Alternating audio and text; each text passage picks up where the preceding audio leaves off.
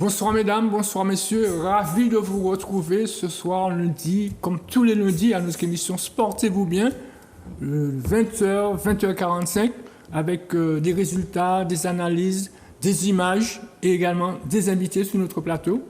Bonsoir Philippe. Bonsoir Clément. Vous allez bien? Bon, ça va bien, merci. Donc des invités, je vous le disais sur le plateau, le président de la Ligue de volleyball, Ronald Tirigna. Bonsoir Ronald. Bonsoir. Et merci bonsoir, merci d'avoir répondu à notre invitation. Avec plaisir, toujours. À votre côté, William Lebel. Merci William d'avoir répondu à notre invitation également. Bonsoir Monsieur Marajo, merci. Alors, avant de commencer, on voudrait faire juste un hommage à notre regretté Maurice Alcindor qui nous a quittés la semaine dernière. Il avait aussi animé une émission aussi, Micro Rouge, à Zouk TV. Donc on voit l'étage. Donc Zouk TV présente à sa famille nos sincères condoléances. Ça fait très drôle de voir que Monsieur Dodo est parti. Vous l'avez connu, Philippe? Oui, je l'ai connu, ça c'est du temps de mes années de collège au collège Ernest Renan. Monsieur Alcindor était agent. Donc discret, travailleur, efficace, et qui ne se mettait jamais en avant par rapport à sa carrière. Et donc ce qui fait que nous, on se disait toujours, hey, mais regarde, c'est M. Alcindor, etc. On le saluait, et puis lui n'en rajoutait pas. Et sauf que bon, une fois comme ça, on avait droit au spectacle. C'était pour les fêtes de fin d'année. Et puis, nous sincères condoléances aussi au père de Jean-Claude Hardy-Dessous, qui nous a également quittés cette semaine. Jean-Claude Hardy-Dessous, qu'on le connaît très bien dans le domaine du volleyball. Donc, nous sincères condoléances à sa famille et à ses proches. Alors, avant de commencer, permettez-moi de remercier Manuela, Grégory et Marvin pour la préparation de cette émission. On va commencer par le football, Philippe? Oui, tout à fait. Donc, on va embrayer donc, sur les championnats de Régional 1, 15e journée déjà. Donc, le Golden Lion a battu le RC Lorrain 3-0. Le CO Trenel a battu le RC Rivière Pilote 4-1. Donc, l'Olympique et la Samaritaine n'ont pas pu se départager sur le score de 1 but partout. L'US Robert a battu le RC Saint-Joseph 1-0. Et l'US Diamantinaz a battu l'Éclair de Rivière-Salée 2-0. Ce qui donne au classement donc en tête le Golden Lion avec 49 points, qui est devant la Samaritaine 44 points en compagnie du CO Trenel. Quatrième, l'US Robert avec 39 points. Cinquième, le RC Saint-Joseph en compagnie de l'US Diamantinoise avec 34 points. Septième, le RC Lorrain 31 points. Huitième, l'Olympique du Marin 29 points. Neuvième, le RC Rivière Pilote avec 24 points. Et dixième, l'Éclair de Rivière-Salée avec 22 points. Alors, avant de passer au groupe B, on va écouter, après cette rencontre, les analyses des entraîneurs du CO Trenel et du RC Rivière Pilote.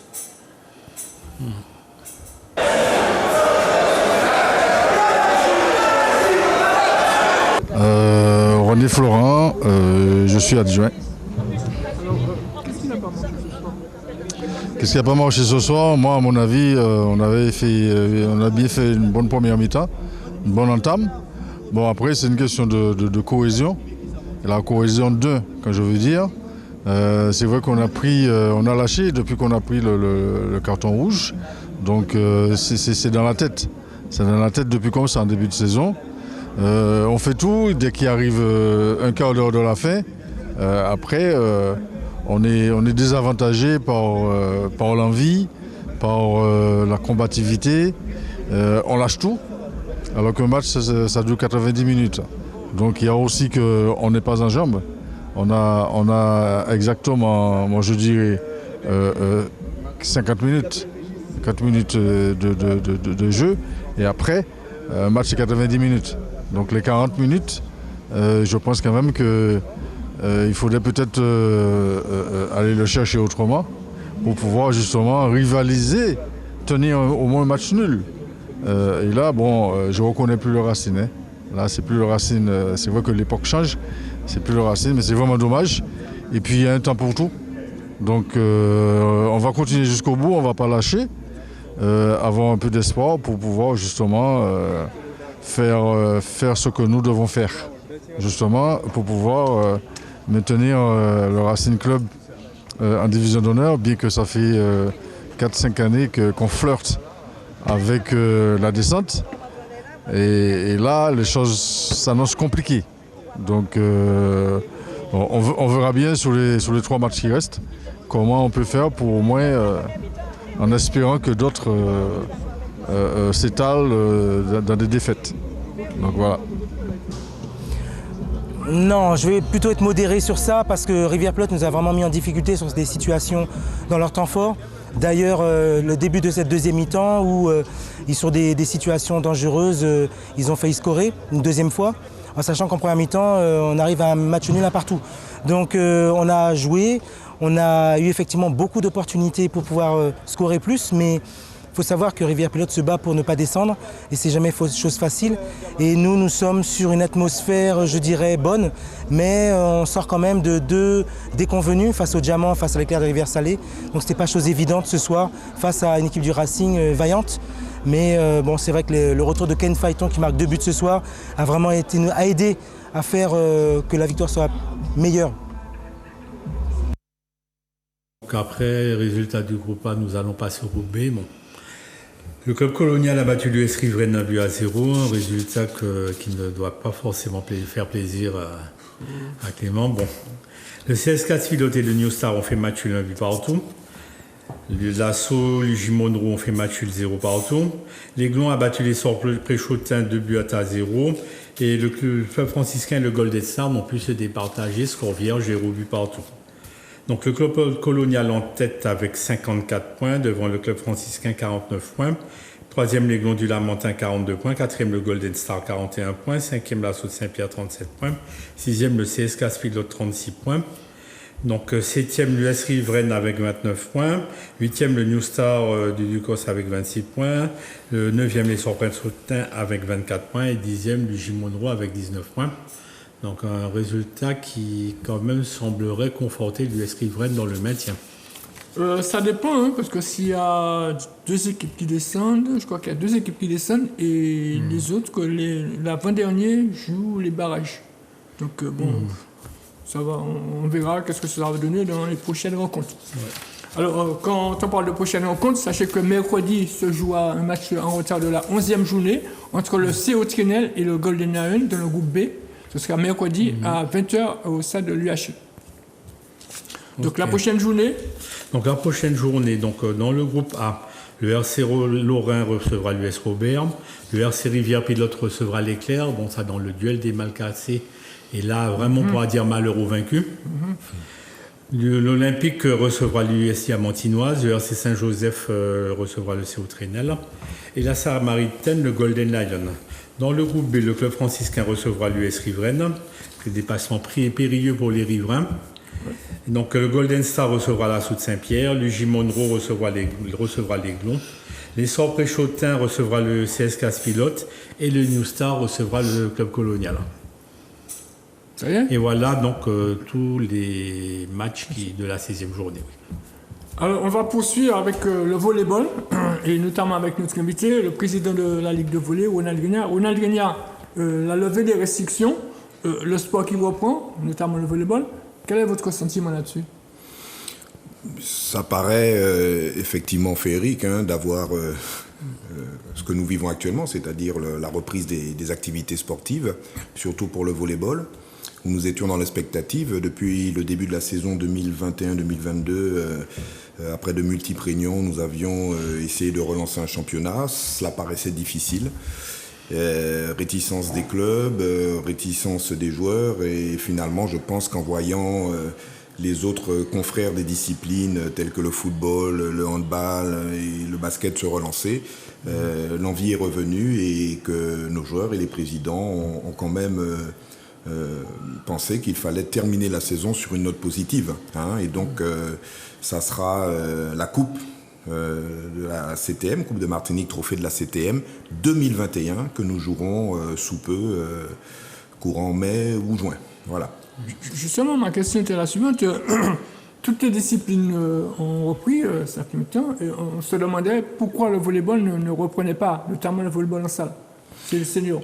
Il est vrai quand même que nous avions repris le beach volley. Le beach volley a repris depuis quelques mois avec un certain nombre de journées, une par mois. Donc on essaie de reconstruire, de consolider, de faire rentrer de nouvelles têtes dans le giron du beach volley. Et c'est important, nous sommes en pleine campagne de promotion. Concernant donc le volleyball de salle, c'était un peu plus difficile. C'est vrai que les mécanismes sont plus durs à remettre en place. Vous n'êtes pas à 2 dans une équipe, vous êtes à 6, plus des remplaçants. Et donc, il faut un petit temps pour relancer la machine. Et moi, je suis bien content que, malgré tout, même s'il a fallu attendre la fin de la saison officielle 2021-2022, que nous puissions relancer ce championnat, du moins ces activités volleyball de salle avec la Coupe de Martinique, trophée de la CTM. Oui. Alors, après 2 ans de restrictions, est-ce qu'on peut déjà faire un bilan donc, de savoir quel est l'état du volleyball martiniquais, quels sont les clubs qui ont pu survivre à 2 ans de restrictions et quels sont ceux qui ont eu plus de mal? Alors, à vrai dire, nous n'avons pas eu de défection. Et ça paraît surprenant, c'est-à-dire qu'aujourd'hui, lorsque l'on parle de relancer les compétitions de salle, tous les clubs qui sont en mesure et administrativement de le faire peuvent le faire. Et tant que ça, c'est une très bonne nouvelle. Le volleyball était dans un sommeil administratif. Mais si vous voulez, par-delà les salles, par-delà les bruits de couloir, on sait que les gens ont gardé un peu le contact avec le terrain, on continue un peu à pratiquer, certaines équipes se sont entraînées plus que d'autres, donc là-dessus, j'ai pas d'inquiétude. Ce qui me ravit en tant que président de ligue, c'est que dans des ligues un peu similaires, après un arrêt de 1 an et demi, 2 ans, il n'y a jamais eu d'aussi bons chiffres en termes de licenciés pour le volleyball. Je crois qu'actuellement, sur la métropole, c'est du plus 30, plus 40% dans les clubs, en termes de licenciés. Et je crois qu'en Martinique, nous n'aurions pas été loin du compte. En témoigne la vivacité de nos centres régionaux d'entraînement. On a eu beaucoup de jeunes, je laisserai William Lebel s'exprimer tout à l'heure. On a eu beaucoup de jeunes, une recrudescence de jeunes, de nouvelles têtes aussi, et une envie folle de jouer pour les jeunes. Il en est de même pour le beach volley, où effectivement maintenant nos compétitions vont gagner en nombre de paires, gagner en nombre de participants. Et donc là où nous étions au début, sur le mois de janvier, à 6 à 8 paires par genre en compétition, et bien aujourd'hui nous sommes à 12 paires, ce qui montre quand même qu'il y a une certaine vivacité et une certaine volonté de repartir. Donc finalement une bonne santé, est-ce qu'on l'attribue uniquement à une médaille d'or aux Jeux Olympiques ou bien c'est encore autre chose? Je pense que la médaille d'or peut être une vitrine. Mais derrière, je pense que le choc a été beaucoup plus important que le sportif. C'est le choc sanitaire qui était important. Et beaucoup de gens, beaucoup de personnes ont reconnu les vertus du sport à ce moment-là, c'est-à-dire cette vertu d'ouverture. Alors quand on vous dit vous avez le droit de faire du jogging à 1 kilomètre autour de chez vous, vous savez que si vous êtes sportif, vous pouvez y aller. Si vous n'êtes pas sportif, vous n'y allez pas. Et donc ce sont ces choses-là qui sont aujourd'hui primordial, d'autant plus que le volleyball avait une particularité, toujours une particularité, c'est un sport sans contact entre équipes. Et donc, dans le respect des mesures sanitaires, c'est un point qui a fortement compté pour l'augmentation du nombre de licenciés, surtout en métropole. Alors, vous avez parlé de la Coupe de la Martinique. C'est vrai que cette saison, la Coupe de la Martinique concerne la saison 2020-2021. Donc, disons que la saison 21-22 elle est morte. Comment envisagez-vous la nouvelle saison 22-23 ? Alors, c'est vrai que nous avons... Tout en sachant que le volleyball était pratiquement mort, donc on recommencera à zéro, finalement. Il y a de belles choses, M. Marajo, à venir pour la prochaine saison. La première, c'est que nous n'allons pas abandonner la Coupe 2021-2022. Elle sera jouée très rapidement dans le début de saison 2022-2023. À compter, nous sommes en train de travailler, mais sans doute dès le mois d'octobre, nous aurons cette coupe qui va se placer, sans doute, se glisser à l'intérieur de journées de championnat par rapport à cela. Et maintenant, donc, c'est ce que j'ai demandé à la commission sportive, c'est qu'il faut que l'année 2022-2023 soit une année forte, d'accord ? Une année forte en reprise, une année forte en ouverture et en innovation d'un point de vue compétition. Et nous allons faire le maximum pour pas rattraper le temps perdu, mais que le volleyeur s'y retrouve, que le volleyeur ait une année vraiment pleine en 2022-2023. Vous avez parlé de commission sportive. On est avec nous le responsable de la commission technique. Technique de la commission, enfin pas de la commission technique, mais de la commission technique de la Ligue de volleyball. Mais avant de parler de cette compétition, William Lebel, on vous connaissait comme joueur du RC Arlésien. Que devient William Lebel à ce moment? Depuis ce temps où j'étais joueur au RCA, il s'est passé une bonne vingtaine d'années quand même. Entre-temps, je suis parti en France métropolitaine en tant que joueur pro. Après, j'ai brassé une carrière aussi de cadre technique à la fédération. Et finalement, je termine par un poste de responsable de service des sports sur un EPCI en Seine-et-Marne. Et puis, bien entendu, juste avant le Covid, j'ai eu le nez creux de rentrer avant cette épidémie, de rentrer chez moi. Et aujourd'hui, j'occupe un poste de prof DPS ici à Martinique, au couvent de Cluny et au lycée de l'Union de Didier. Et puis, à côté de cela, bien entendu, la passion revient toujours. Le volleyball qui est là, qui est jamais loin de moi, de toute façon. Et aujourd'hui, il me semble important de travailler pour tout ce que le volleyball m'a donné, quoi. Donc, à un moment donné, j'étais obligé de revenir sur le terrain et apporter ma contribution. Justement, vous êtes responsable du pôle au lycée de Sorail, de Rivière-Salée. Cela fait votre deuxième centre régional d'entraînement. Comment cela s'est passé? Et puis, est-ce que tous les clubs ont répondu à... Bien sûr, troisième. Hein. Donc on en a déjà effectué un déjà au mois de décembre. C'était une première journée pour effectuer un état des lieux, un petit diagnostic, mais ça nous a permis de voir où en étaient les clubs dans leur préparation et dans leur organisation post-épidémie. Et puis, bien entendu, on a eu le stage de février où on a regroupé à la fois les U13, les U15, les U17. Donc, sous chacune de ces catégories, globalement, on obtient une grande satisfaction puisque sous chacune de ces catégories, on enregistre pas moins d'une quinzaine d'enfants et pas moins de 7 clubs représentés d'une manière générale. Donc, le bilan est plutôt positif. Il faut quand même noter une présence plus importante chez les féminines que chez les garçons. Seulement, c'est peut-être une nouvelle tendance aussi qui est en train de se dessiner par rapport au paysage que j'ai connu il y a une vingtaine d'années. Néanmoins, il y a du beau potentiel, il y a une volonté, il y a cette envie de la part de ces jeunes de venir voir ce qui s'y passe et puis de venir performer, ce qui est surtout important. Alors évidemment, il y a des clubs qui ont du mal à repartir, qui ont un peu plus de difficultés. Mais ça ne les empêche pas quand même de jeter un œil sur ce qui s'y passe. Oui, donc forcément, en tant que prof de sport, je pense que vous avez donc un œil bien porté sur l'UNSS. Donc le volley qui est un des principaux sports UNSS, qu'en est-il justement du volley scolaire en Martinique ces jours-ci? Tout à fait, c'est-à-dire on a rencontré aussi ces difficultés-là en UNSS, puisque les mesures ont perturbé énormément la pratique en milieu scolaire. Néanmoins, on a essayé d'organiser quand même quelques compétitions qui ont marché avec plus ou moins de succès. Mais l'idée est sur la relance de repartir, puisqu'il y a quand même les AS qui ont fonctionné par rapport à notre pratique qui est un sport sans contact, où on enregistre quand même un nombre de licenciés assez important. Néanmoins, les sections sportives en elles-mêmes ont rencontré beaucoup plus de difficultés, puisque effectivement les jeunes étaient limités dans leur pratique sportive d'une manière générale.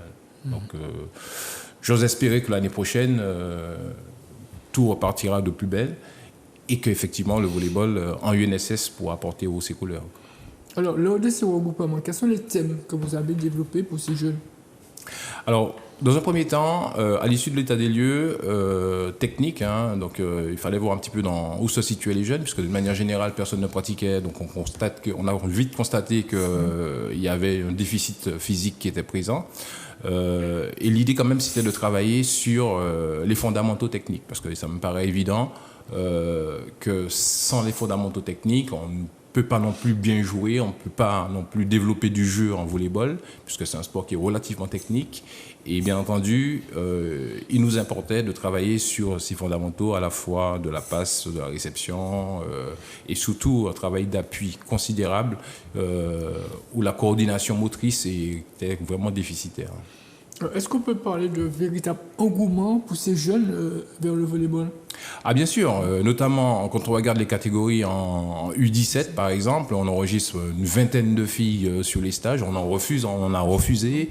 Chez les U21, une vingtaine sur les regroupements, donc ça veut dire quelque chose. Donc, et sachant que tous les clubs pourvoyeurs de jeunes n'étaient pas forcément organisés et présents. Donc ça veut dire quelque part qu'il se passe quelque chose et que les jeunes étaient en attente de la reprise du volley post-Covid. De toute façon, ça c'est vite vu. Bon, restez là, on reviendra avec vous sur le volley. On va au futsal. Philippe, c'était les demi-finales de la Coupe de la Martinique. Tout à fait. Donc, le demi-finale, la première où la femme, la Futsal Académie de Martinique, a battu le Cosmos 4-1. Et la relève la Montinoise a battu le LAC 212, 9-6. Donc, ce qui fait que la finale va être un derby lamontinois entre la relève de la Montinoise et la Futsal Académie de Martinique. Ce n'est pas tout à fait, puisque la futsal c'est de Rivière-Salée et la relève c'est de Lamentin. Je ne sais pas pourquoi j'ai voulu les mettre au Lamentin. Alors, sachez aussi qu'on a joué au hand. C'était le challenge des équipes réserves. Le Girodoute a battu l'Espoir de Floréal au fait match 24 partout. Et le Girodoute s'est qualifié 5 tirs au but à 4.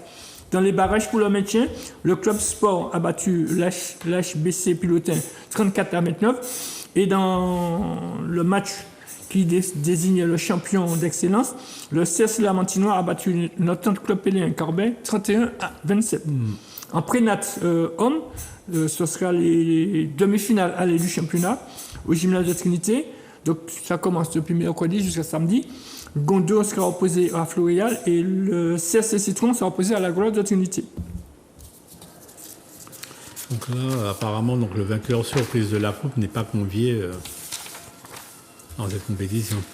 Non, pas du tout. Là, c'est le championnat, donc ça n'a rien à voir. Donc on revient avec William. Oui. William, que va-t-il se passer à l'issue de ces regroupements? Est-ce que ces jeunes seront détectés? Est-ce qu'ils vont partir dans des pôles en France? Comment ça va se passer pour eux? Alors, les dispositifs centres régionaux d'entraînement, ce sont des dispositifs au départ qui sont mis en place pour former les jeunes. Donc, au-delà de la détection pour les dispatcher, les envoyer en France et dans tous les territoires de France et de Navarre, il s'agit déjà de former nos jeunes. Parce qu'on constate très bien que nos jeunes ont besoin davantage de bagages techniques. Donc, dans un premier temps, les centres régionaux, c'est de former les jeunes. Après, c'est un plateau technique qui permet aussi aux entraîneurs de se retrouver et aussi de se former. Ensuite, on n'est pas non plus...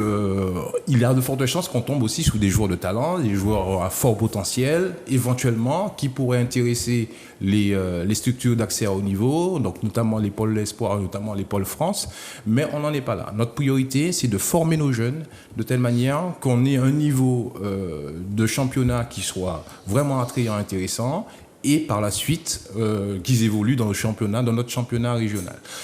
Donc voilà, c'est ça notre priorité dans un premier temps.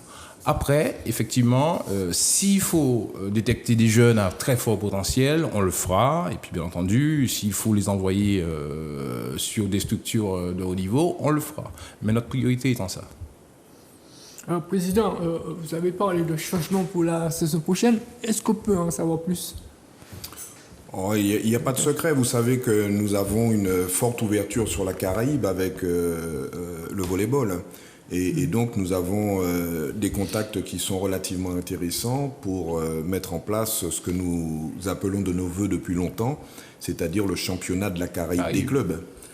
Et donc, peut-être que la première formule sera une formule avec un nombre restreint, donc ça sera une épreuve test, mais ça nous permettra au fur et à mesure peut-être d'amplifier le phénomène et d'avoir vraiment quelque chose que beaucoup de présidents de fédérations dans la Caraïbe appellent de leurs vœux. Et je pense que ça sera vraiment une fête du volleyball parce que attendre les sélections nationales, c'est souvent dur. Parce que les compétitions sont à cadence de 2 ans ou de 4 ans et ça ne permet pas au public martiniquais, nos joueurs martiniquais d'affronter des équipes. Moi, j'aimerais bien voir, lors de ce championnat de la Caraïbe des clubs, un club martiniquais jouer contre des pointures de la République dominicaine, de Cuba, etc. Et donc c'est notre vœu, c'est toujours dans le sens d'apporter de la nouveauté aux spectateurs martiniquais, d'apporter une confrontation plus importante aux volleyeurs martiniquais, et puis aussi permettre de connaître ce qui se fait dans le bassin caribéen, parce que, à mon avis, le bassin caribéen et le volleyball, c'est une forte histoire, et je crois que c'est la plus forte imprégnation sportive qu'il y ait dans la Caraïbe. Oui. Alors, puisqu'il est question de cette compétition, quels sont les pays qui sont susceptibles de participer à cette compétition ? Alors, vous savez que dans la Caraïbe, il y a, pour pas dire de bêtises et de manière très rapide, 28 fédérations. 28 fédérations. Donc, cela veut dire que ça nous laisse une multitude d'opportunités, une multitude de possibilités d'avoir des équipes.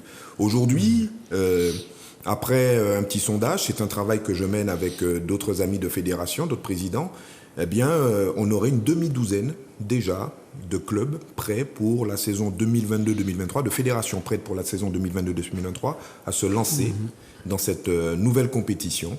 Et donc là, ce que nous allons faire très rapidement, puisque je vous ai dit qu'il y a des nouveautés, c'est caler tout ça, parce que le sandwich va être épais, en fin de compte, et qu'il faudra qu'entre notre play-off en Martinique, notre coupe en Martinique, le challenge ultramarin et cette nouvelle compétition, trouver le temps de planifier tout cela. Oui, c'est vrai que vous avez parlé de toutes ces compétitions, Président, mais on sait que le volleyball était à l'arrêt pendant au moins 2 ans. Est-ce que vous allez recommencer avec toutes les équipes dans le même chapeau, ou vous allez faire des divisions? Non, vous savez très bien qu'après 2 ans, vous avez des joueurs qui se sont retirés, vous avez des clubs qui ont apparu dans le paysage du volleyball. Je rappelle quand même que lorsque nous sommes arrivés en 2016, nous avions 12 clubs. Aujourd'hui, nous en avons 22. Donc ça veut dire qu'aujourd'hui, ça veut dire qu'aujourd'hui, il y a de nouveaux visages, de nouveaux clubs dans le volleyball martiniquais, et que normalement, il n'y a pas de problème pour que tout le monde puisse participer à cette relance du volleyball. Maintenant, c'est à la commission sportive et au comité directeur de la Ligue de volleyball de trouver la meilleure formule pour que tout le monde puisse se jauger, se retrouver, et que peut-être que nous allions, pour la saison d'après, vers des formules avec des poules, etc. Mais je pense effectivement que pour cette première saison, nous n'aurons pas de différenciation entre les équipes par rapport au niveau qu'elles avaient avant la pandémie. Qu'en est-il pour les jeunes? Alors les jeunes aussi, vous savez que c'est mon cheval de bataille, hein. Moi, je milite très fort pour que les jeunes n'aient pas moins que les seniors, hein.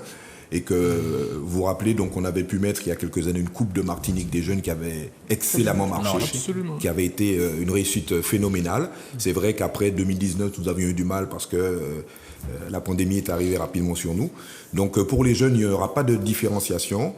Les jeunes, nous allons plutôt les penser sur les sélections, parce qu'il y a énormément de demandes aussi dans la Caraïbe pour les sélections.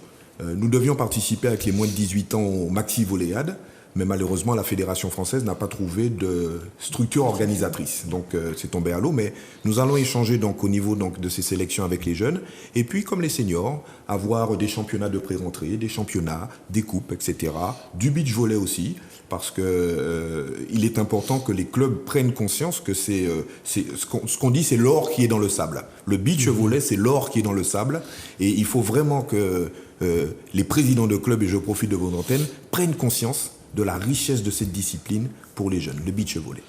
Vous allez parler de beach volley. On constate que depuis le début de la saison, il se fait des tournois de beach. Pourquoi pas un championnat? Alors, l'idée était de relancer. Dans l'idée du championnat, il y a l'idée administrative d'affiliation et de licence. Donc c'est vrai que dans la période un peu troublée que nous vivons, nous n'avons pas voulu brusquer les choses. Aujourd'hui, dans ces tournois peuvent participer des licenciés comme des non-licenciés avec une différenciation au niveau du ticket d'entrée. Voilà. Maintenant, les choses vont de mieux en mieux. Les choses sont bien organisées. Je vous ai dit tout à l'heure qu'il y avait un nombre accru de participants. Cela ne va pas nous empêcher, puisque c'est déjà prévu dans le règlement, qu'à l'issue de ces tournois puissent avoir lieu des play-offs. Et donc un simili donc de championnat, hein, et des titres de champion et de championne qui soient décernés. Parce que n'oubliez pas que notre volonté aussi, je suis ultra caribéen, c'est que les meilleurs représentants et représentantes de Martinique aillent vers les tournois Norseca, qui sont des tournois de grande qualité, Actuellement, il se passe au Mexique, au Belize, etc. Donc, comme nous sommes en reprise, on se calme. Mais cela veut dire que dès le mois de juillet, nous irons à Saint-Domingue, nous irons au Guatemala pour faire les épreuves là, et vraiment toujours dans l'esprit de confrontation, parce que je sens que le beach volley a pris une impulsion et que ça va devenir un sport plus coté encore que le sport de salle. Voilà, je vous pose cette question parce que je sais qu'une année, vous avez organisé une étape de la Nausicaa Beach Tour. Et si jamais cette compétition reprenait, est-ce que nos pairs pourraient aussi également participer? Voilà. Alors aujourd'hui, elles peuvent normalement participer aux championnats, aux étapes qui se font à l'extérieur. Nous avons le droit, puisque nous avons depuis quelques années fait un travail pour qu'elles puissent participer. Et c'est seulement si vous participez régulièrement que vous avez le droit d'intégrer ces championnats. Maintenant, quant à l'organisation d'une nouvelle étape, c'est vrai que c'est quelque chose qui nous trotte dans la tête. Nous sommes une île, mais nous avons un déficit de structure. Nous n'avons pas de plages assez grandes. Nous n'avons pas de dispositif qui nous permettrait d'accueillir dans les meilleures conditions, avec la combinaison hébergement et site de compétition. Donc avoir cette combinaison qui nous permette d'avoir les meilleurs, ce qui fait de meilleurs dans la Caraïbe.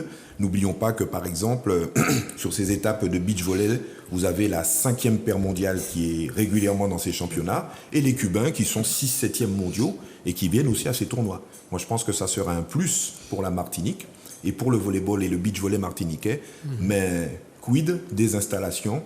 Et là aussi, j'en appelle aux autorités pour qu'il y ait un travail qui soit fait, pour que l'on puisse avoir des installations qui nous permettent de concourir dans ces catégories. Donc vous avez parlé aussi de sélection concernant les jeunes. Au niveau des seniors, qu'en est-il pour les sélections? Alors le calendrier est déjà bien rodé, puisque vous savez oui, que nous faisons partie de la CASOVA. La CASOVA a décidé pour cette saison 2022, cette année 2022, de mettre en lice, et William y travaille au travers des centres régionaux d'entraînement, 4 catégories. U18, U20 filles, U19, U21 garçons, qui sont déjà planifiés pour Trinidad au début du mois de juillet. Les sélections seniors viendront en fin d'année. La date de décembre est retenue, le lieu est toujours à l'étude, mais je pense que ça sera soit le Suriname, soit encore Trinidad.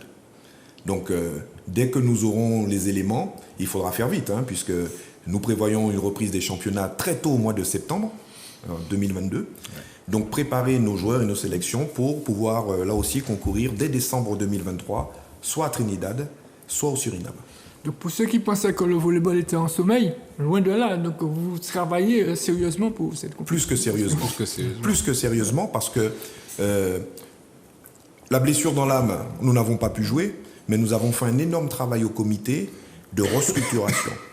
Nous n'avions plus la tête dans le guidon, dans les championnats, dans les coupes, dans les participations de compétition, et ça nous a permis de remodeler beaucoup de choses. Administrativement, les règlements de fonctionnement de la Ligue, les règlements de compétition, les règlements de formation, les cursus de formation. Et aussi, donc, permettre d'avoir une nouvelle vue sur ce que pourraient être les nouvelles compétitions pour les saisons à venir. Donc on a parlé avec William Lebel du stade régional d'entraînement, du pôle. Quelle autre fonction que vous avez au niveau de la Ligue?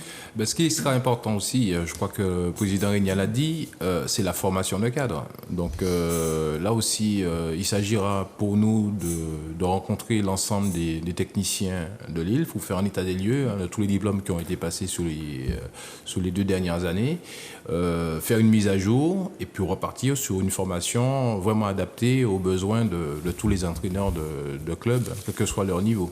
Et au-delà de ça, il y a aussi ce travail de détection et de préparation des sélections pour les compétitions sur lesquelles nous sommes engagés. Donc tout cela aussi, il y a l'accompagnement des clubs de point de vue technique, donc passer dans les clubs aussi, recenser leurs besoins, que ce soit en termes administratifs ou techniques.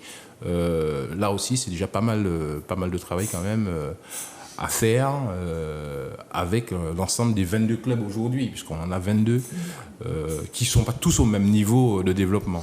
Donc voilà. Donc, il s'agit aussi pour nous de travailler sur l'aide au développement, au projet de développement des clubs. Parce qu'on constate aussi que tous les clubs ne sont pas forcément munis, prêts à s'engager sur un vrai projet Et là aussi, l'idée, c'est d'harmoniser le travail qui est fait dans les clubs avec ce qui se passe au niveau du territoire, au niveau de la Ligue. Alors, président, 22 clubs. On sait que la Ligue avait perdu beaucoup de licenciés à cause du Covid. Est-ce que le nombre de licences a augmenté avec ces 22 clubs qui se sont engagés? Alors, les présidents et les joueurs sont dans l'expectative. Donc, c'est bien que les clubs soient affiliés, mais comme il n'y a pas de compétition en face, les gens sont dans les starting blocks. Et néanmoins, faisant le tour de l'île, en prenant les nouvelles des clubs, on sait que les clubs sont à l'entraînement. D'accord ? Et que par rapport à cela, ça laisse présager de très belles choses pour la prochaine saison, avec une forte augmentation du nombre de licenciés. Le défi, ça va être d'accueillir ces licenciés dans les meilleures conditions, de leur donner les meilleurs éléments de progression et de pouvoir surtout les garder pour construire une nouvelle base, pour avoir effectivement un renouvellement dans le volleyball martiniquais et prétendre à de nouvelles perspectives de performance en Martinique comme à l'extérieur. Tout à fait. Oui. Pour revenir un petit peu sur les sélections de jeunes, donc il y a un avantage qui est non négligeable, c'est que en U17, U18, U20, les compétitions sont annuelles. Donc il y a espoir que les compétitions de jeunes soient effectivement annuelles au sein du bassin caribéen. Alors là aussi, c'est un projet à l'étude. Nous avons donc dans les relations que nous avons très amicales avec certaines fédérations, une entente que par la jeunesse. Au-delà de 20 ans, vous êtes condamné. Oui. Alors, donc cela veut dire que obligatoirement, nous aurons des compétitions, comme je l'ai dit, et un calendrier annuel, aussi bien en beach volley qu'en volleyball de salle. d'accord. Et pour l'instant, U16, U17 ne sont pas encore envisagés. C'est la catégorie qui est envisagée. C'est vraiment la catégorie qui est envisagée parce que c'est la catégorie qui permet très rapidement. Il y a une particularité dans le volleyball, c'est d'avoir une catégorie U23. D'accord ? Oui. Donc, dans le U23, c'est un peu en discussion parce que beaucoup d'équipes nationales sont composées du 23. Mais cela permet très bien de faire le passage des U17, U18, U20, U23, puis le senior. Donc, c'est vraiment la base, c'est vraiment cette catégorie U17, U18 qui, je pense, va réunir tous les agréments pour que, dans la Caraïbe, ça soit la compétition reine. D'accord.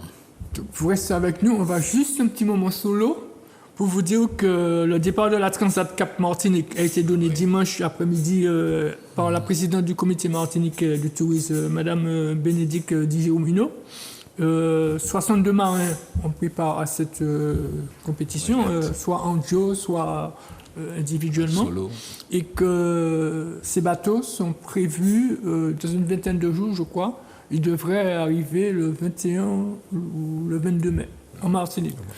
Et là encore, comme la Transat Fabre, Jacques Fabre, je crois que ce sera une belle manifestation. Je crois que le public martiniquais verra des beaux bateaux sous la baie de Fort-de-France et je crois que ce sera une belle fête ce jour-là.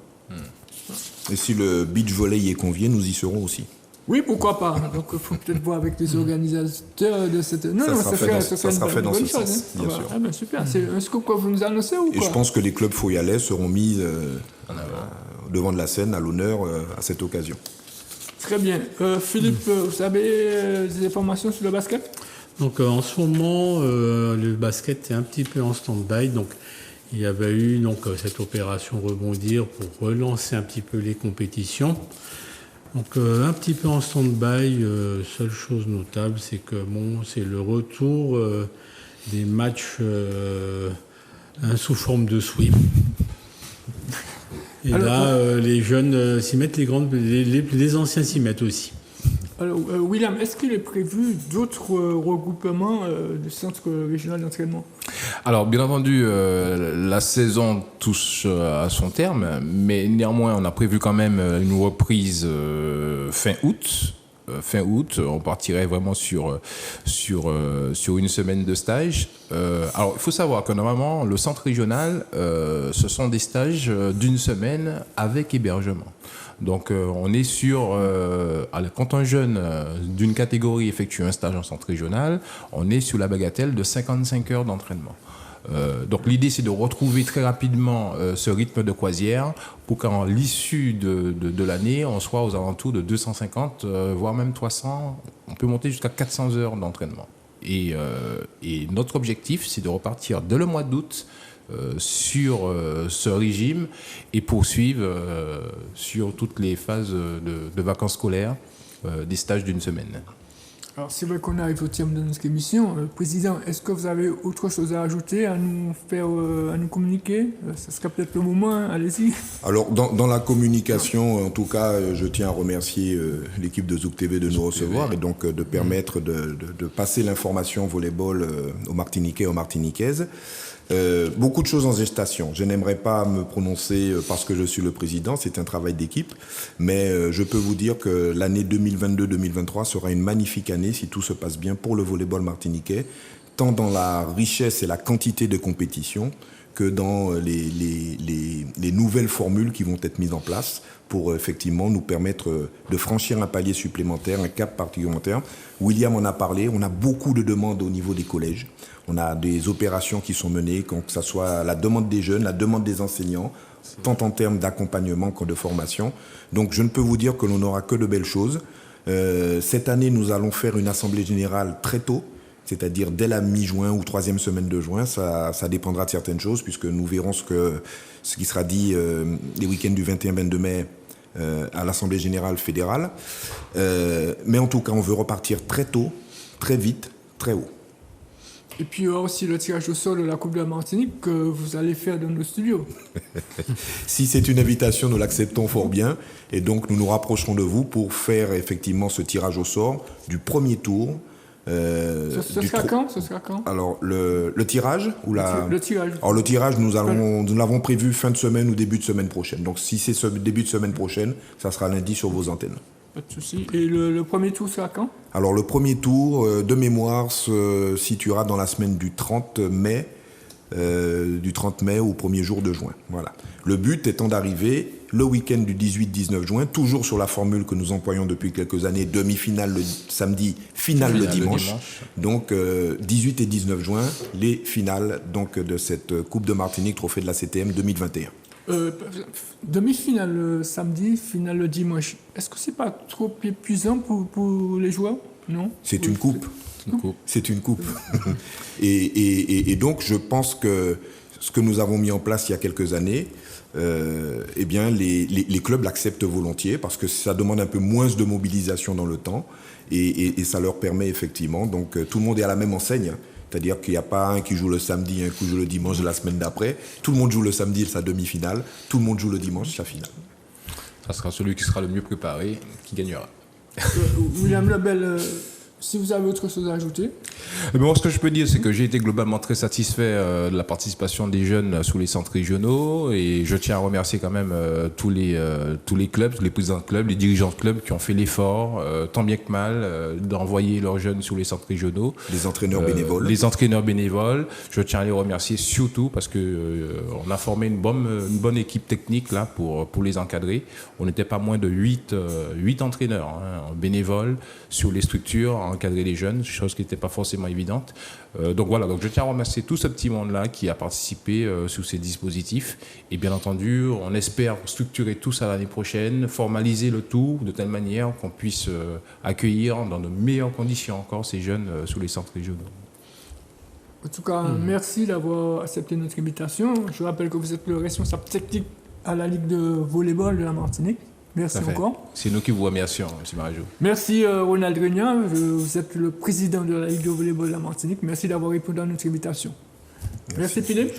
C'est moi qui te remercie Clément, comme d'habitude. Donc plaisir de partager cette émission tous les lundis. Donc, merci aussi à Manuela, Grégory et Marvin pour avoir réalisé cette émission pour nous.